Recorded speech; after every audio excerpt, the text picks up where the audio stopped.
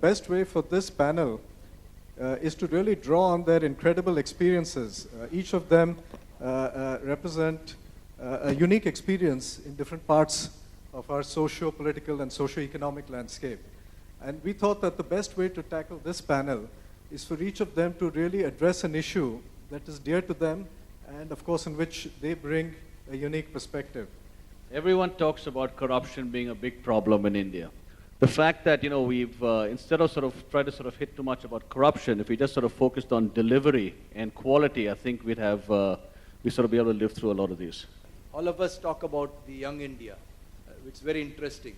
But we have 100 million people above 60 years. Who is going to take care of them? And those are people who are ripe for any of these diseases, all the non-communicable diseases. And our family structures have changed as well in the last 20, 30 years. So it's going to be a huge challenge for the country to look at the aging.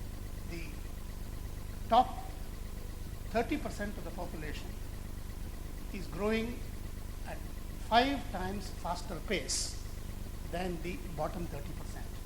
So if in 1950 inequality was a problem, you can now imagine the extent of the problem today. I think India changes in very strange ways. It morphs a bit like an amoeba, keeps changing when you don't notice it. So the whole rural consumer that we're talking about is actually the urban consumer. We've actually found, and data shows, that half of the top 40% of India in terms of income lives in rural India.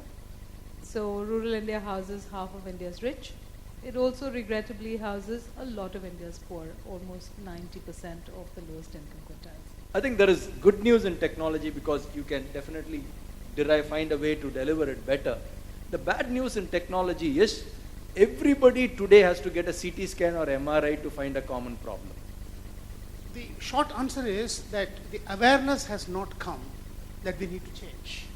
I think the biggest learning also that we've had is that markets shape consumers, suppliers shape consumers as much as consumers, other forces shape consumers. I think it's the man on the street, the hunger to do things. You look at the roads in Bombay, they're chaotic. You look at the noise levels, it's chaotic. I think that's what makes India here.